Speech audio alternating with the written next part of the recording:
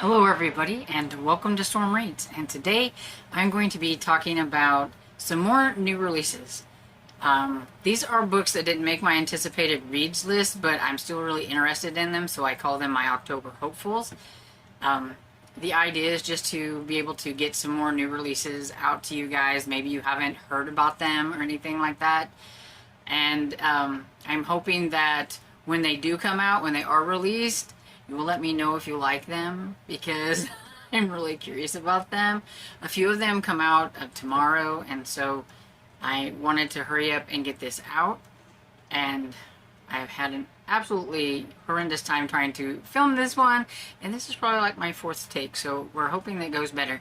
So sorry if the lighting's kind of weird and you can like see but the sun is not working with me today. It's just not working.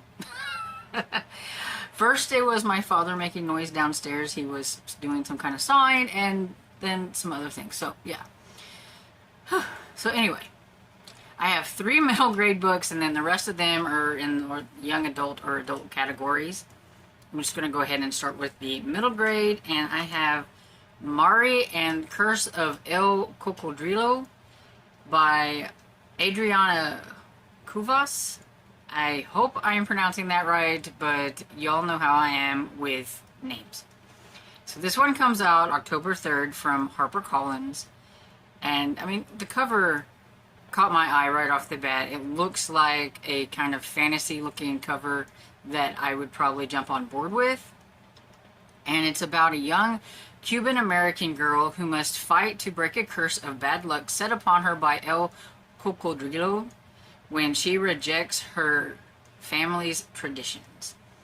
And I looked that up, and that means the crocodile, I believe. So it's kind of interesting, like mythology, folklore, or whatever. And it says if Maria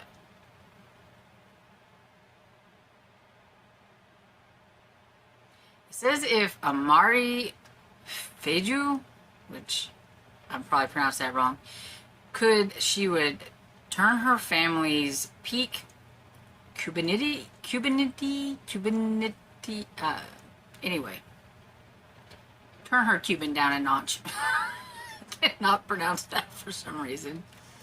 Just enough so that her snooping neighbor and classmate Mackenzie wouldn't have anything to tease her about. That's why this year there's no way that Mari's joining in on one of the biggest Feju family traditions, burning the New Year's Eve's effigy her abuela makes. Only Mari never suspected that failing to toss her effigy into the fire would bring something much worse than sneering words at a curse of bad luck from El Cocodrilo.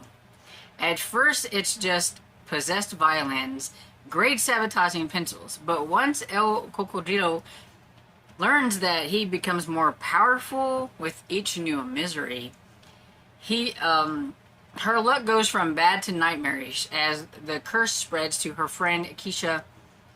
Instead of focusing on Mari's mariachi band tryouts and Keisha's fencing tournaments, the pair, along with her friend Juan Carlos, are racing against the clock to break the curse.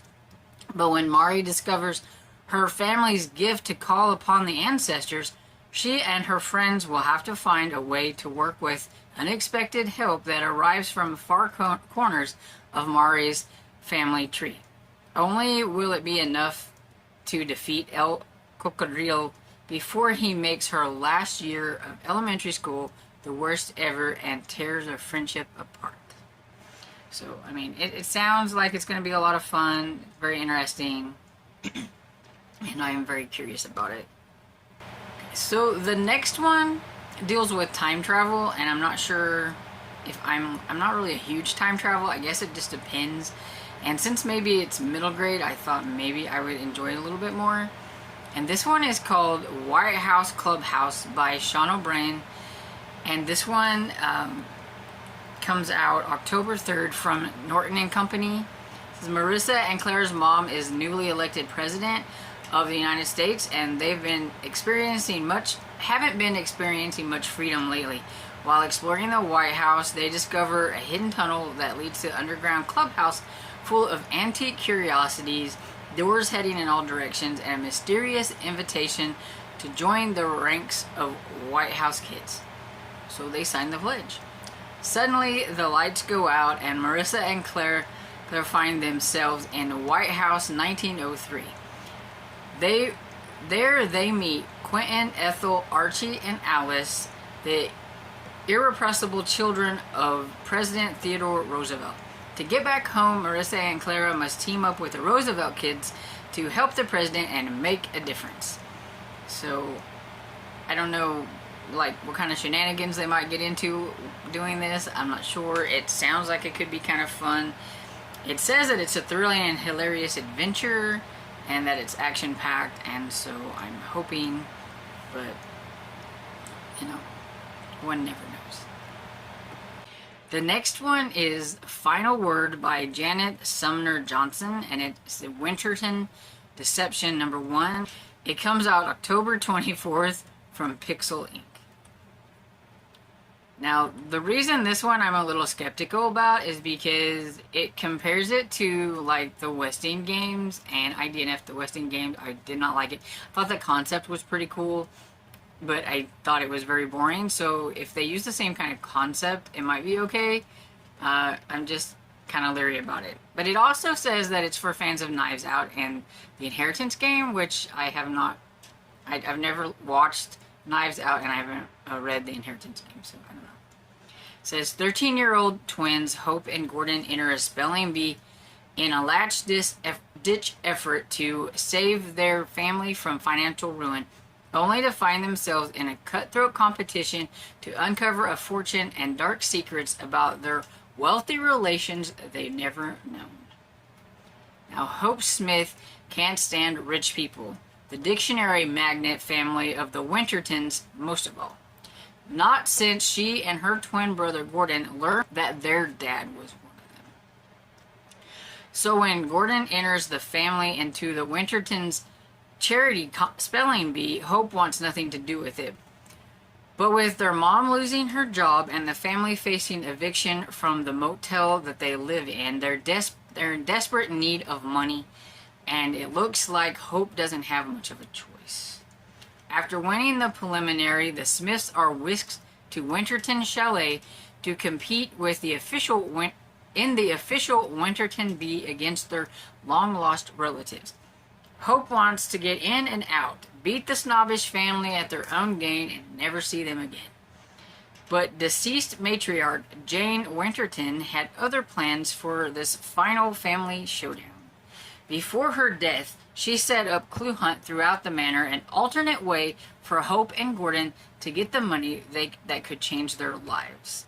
Still, others are on the trail, with tensions at an all-time high, a fortune at stake, and long-simmering family secrets about to boil to the surface. Anything could happen. So, sounds interesting, and it's a mystery, and I like my mysteries. I just didn't like the Westing games, so I don't like that comparison. So now I'm moving on to the more adult and young adult picks. This first one that I have here is from an author that I think is pretty popular, but I've never read her.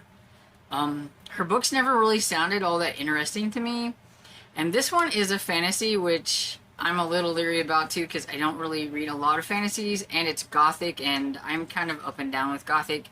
But it's also a horror and a romance, and it's got mystery and stuff in it, so my interest is piqued. I just don't know what I'll think about it, and so I'm really excited to see what anybody, if they've read this or if they're going to be reading it, what they, think about it after they get done reading it. This one comes out October 3rd from Tor Books, and it's The Starling House by Alex E. Harrow, and it says, Eden, Kentucky is just another dying bad luck town, known only for its legend of East Starling, the reclusive 19th century author and illustrator who wrote The Underland and disappeared. Before she vanished, Starling House appeared. But everyone agrees that it's best to let the uncanny house and its last lonely heir, Arthur Starling, go to rot. I wonder what he did. Opal knows better than to mess with haunted houses or brooding men, but an unexpected job offer might be the chance to get her brother out of Eden. Too quickly, though, Starling House starts to feel dangerously like something she's never had, a home. As sinister forces converge on Starling House, Opal and Arthur are going to have to make a dire choice to dig up buried secrets of the past and confront their own fears, or let Eden be taken over by literal nightmares. If Opal wants a home, she'll have to fight for it. And so, sounds interesting on paper. So the next one I have is The Voice Upstairs by Laura E. Weymouth. It's an author I've never heard of before, but it says it's perfect for fans of The Haunting of Bly Manor and Downton Abbey. Now, I've never watched that show, but I love Downton Abbey, and so I'm a little bit curious. It's historical fiction, it's young adult, it's gothic, it's horror, paranormal, so we got all the good stuff going on for it. And it says, Wilhelmina Price has a dubious reputation in the village of Thrush Green. Ever since her mother's untimely death, she's been able to see a person's spirit leaving their body days or hours before their death. Will has never been able to prevent these deaths, so her unusual skill has made her an outsider to most, except for her lifelong friend, Edison, the youngest son of Lord Summerfield. But when a maid at Summerfield's estate dies in the same mysterious ways as Will's mother, Will takes on the housemaid position to investigate whether these women might in fact have been murdered. There is nothing Ed Summerfield values more than his friendship with Will, which is why he's desperate to disguise how hopelessly in love with her he's become, and his belief that he may be haunted by the ghost of his older brother Peter. Because if Will, with her supernatural powers, can't see the same evidence of haunting that Ed does, he's worried he may actually be losing his mind. Together, Will and Ed must dig deeper into Summerfield's hoard of secrets, though the truth won't give itself up without a fight that could prove deadly to both of them as they face cunning adversaries among the living and the dead. And I don't know, that sounds really cool. And I think I forgot to tell you, but it comes out October 3rd from Margaret K. McElderry, if I say that right. This next one, I know this author is very popular as well. I have not read one of her books yet. My friend and I are going to buddy read her first book that she came out with that's been very popular, In Dream, I Hold a Knife. I'm kind of excited, but I'm kind of scared because I've seen mixed reviews, and it's a thriller, and I'm always hit or miss with those. But this new one sounds really cool, and that's Midnight is the Darkest Hour by Ashley Winstead. And it says it's a thriller, it's got a horror, it's got romance. This is a tale of murder, obsessive love, and the beastly urges that lie dormant within us all, even the God-fearing folks of Bottom Springs, Louisiana. In her small hometown, librarian Ruth Cornier has always felt like an outsider, even as her beloved father rains fire and brimstone warnings from the pulpit of Holy Fire Baptist. Unfortunately for Ruth, the only thing the townspeople fear more than the God and the devil are the myths that haunt the area, like the story of Lowman, a vampiric figure said to steal into sinners' bedrooms and kill them on moonless nights. When a skull is found deep in the swamp next to mysterious carved symbols, Bottom Springs is thrown into an uproar, and Ruth realizes only she and Everett, an old friend with a dark past, has the power to comb the town's secrets, underbellies in search of true evil. So, sounds interesting. Kind of different for a thriller, maybe? I don't know. But I think it depends on how it goes with the religious aspects, because sometimes I'm not a big fan of how they portray that kind of stuff, so I think it depends, which is why I'm a little leery about this one. But at the same time, it sounds really cool, and it comes out October 3rd from Sourcebooks. So this next one I have is I Kill Killers by S.T. Ashman. It comes out October 10th, and I think it's just like self-published maybe, because I don't see a publisher on here. But it says, when a genius pianist turns hunter of serial killers finds herself linked to the latest victim by a startling coincidence, her life enters a chilling vortex. Caught up in a high-stakes case with a determined FBI agent, she also finds herself in a life-threatening face-off with a shadowy enemy whose lethal cunning could rival her own. I Kill Killers is a pulse-pounding journey into moral ambiguity as you navigate the slippery lines between heroes and villains. This electrifying tale will leave a haunted echo in your mind long after the final pages turn. And it lists some trigger warnings, and I'm not looking at them because I don't like to look at them because it spoils things sometimes. So if that's something you need to do, you can look at the trigger warnings. So the next one I have is Hatchet Girls by Diana Rodriguez Wallach. Yeah, probably butchering that, sorry, but it's a young adult horror thriller. It comes out October 10th from Delacorte Press. And it says, for fans of Kara Thomas and Courtney Summers comes a supernatural horror that reminds us family can be our saving grace or our biggest curse. Set 100 years after the Borden murders, this propulsive thriller imagines what a similar trial might look like today. When the parents of the richest family in Fall Rivers are found murdered by axe, the town is quick to blame newcomer Vic. It doesn't help that he was caught standing over the bodies with blood on his hands and can't remember anything about the night in question. But Vic's sister Tess knows that Vic would never be capable of such a gruesome crime. Haunted by the mistake she made when she led her family to Fall Rivers in the first place, she sets out to prove her brother's innocence. Her search for answers will lead her into a sprawling, supposedly cursed forest, as well as the childhood home of Lizzie Borden, the original axe murderers of Fall River. And so, yeah, kind of curious. The whole, like, you know, connection thing to, like, Lizzie Borden and stuff sounds kind of cool. So this next one is Thin Air by Kelly M. Parker.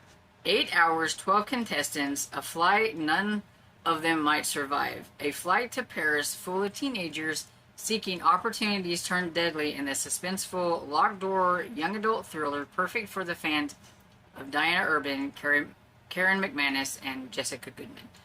I know 2 of the authors out of the 3, so... 17-year-old boarding school student Emily Walters is selected for an opportunity of a lifetime. She'll compete abroad for a cash prize that will cover not only tuition to college of her choice, but will lift her mother and her out of poverty. But almost from the moment she and 11 other contestants board a private jet to Europe, Emily realizes something.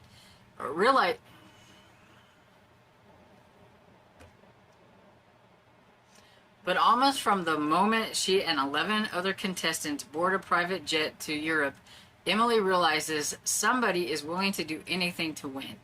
Between keeping an eye on her best friend's flirty boyfriend and hiding her own dark secrets, she's not sure how she'll survive the contest, much less the flight, especially when people start dying.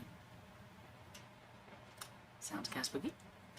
As loyalties shift and secrets are revealed, Emily must figure out who is to trust and who's trying to kill them all before she becomes the next victim. Now, if there was ever a locked room mystery, I think an airplane might be it. Because it sounds like they're on the flight, so they're up in the air when things start happening, I'm guessing. And that sounds a little interesting to me, so we'll see. I don't know this author, so.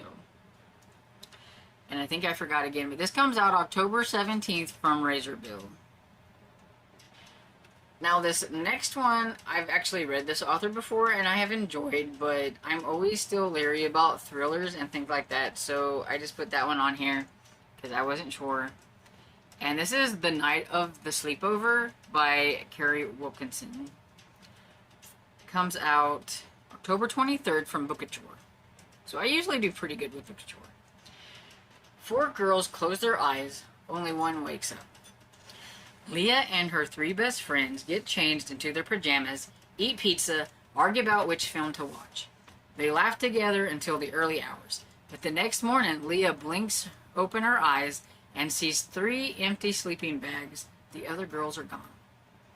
20 years later, in this small hometown, still haunted, Leah has never been able to shake off the rumors and whispers. How could she have slept through it all? She must know what happened. Now a documentary is being made about the night Leah's best friends disappear. Is the truth about to come out? Then an anonymous email arrives in Leah's inbox. Stop them. Somebody out there knows what happens the night of the sleepover. Is Leah in terrible danger? Or will she ever find her missing friends? Or are some secrets meant to be kept forever? So, sounds kind of interesting. So the next one I have is The Rosewood Hunt by Mackenzie Reed. So I've got another young adult. This one comes out October 31st from Harper Teen. It's supposed to be a mystery, it looks like. It says, Lily Rosewood dreams of taking over her family's company one day. Her grandmother Rosewood Inc.'s current chair has always encouraged her, and Lily can't wait for Graham to teach her everything she needs to know about running the business. But when Graham dies suddenly, and Lily's world is upended. When it's revealed that Graham's $250 million fortune is missing. Lily can't fathom what her future will hold now. Even in death, Graham had a few tricks up her sleeves. A last letter from her with a cryptic clue sends Lily and 3 other teens on a treasure hunt that could change their lives forever, if they survive it. And if they pull it off, they may be rewarded with more than just money. But they're not the only ones hunting for Graham's treasures, and soon the hunt becomes more dangerous than they ever could have imagined. Irresistible intrigue, captivating suspense, a swoony friends to rivals to lovers romance, and heartbreaking betrayal drives this thrilling debut novel to an explosive end. So it's a debut novel. I didn't read that far in, so I didn't know. But so, that's cool. This one is the one I think that made me think of another thriller, sort of, but I couldn't remember the name of it, but I think I've heard somebody talk about it recently. This one's called People to Follow by Olivia Worley, and it's another young adult thriller. And this says, 10 teen influencers come to a remote island to star in a reality show, but when one of them winds up dead, they realize that this time the price of being canceled could be their lives. A reality show on a remote Caribbean island, 10 teen influencers, 1 dead body. Welcome to In Real Life, the hot new reality show that forces social media reigning kings and queens to unplug for 3 weeks and go live without any filters. In Real Life is supposed to be the opportunity of a lifetime, watched closely by legions of loyal followers.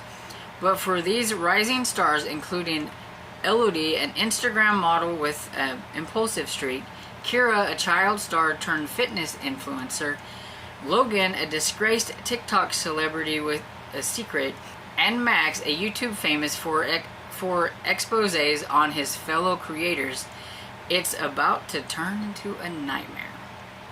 When the production crew fails to show up and one of their own meets a violent end, these 9 little influencers find themselves stranded with a dead body and no way to reach the outside world.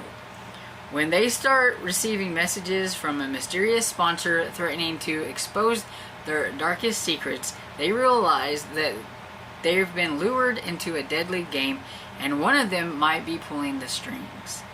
With the body count rising and cameras tracking their every move, the creator must figure out who is trying to get them canceled, like literally, before their #1 follower strikes again.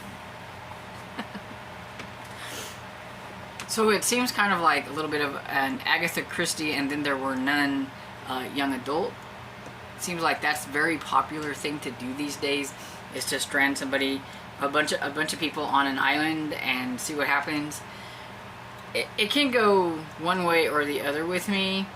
I've read some where I've enjoyed. I've read others where I was like, really, that is what this is all about, and it did not work for me. So I'm a little curious about this one. And I think I forgot to say, but it comes out October 31st from Wednesday Books.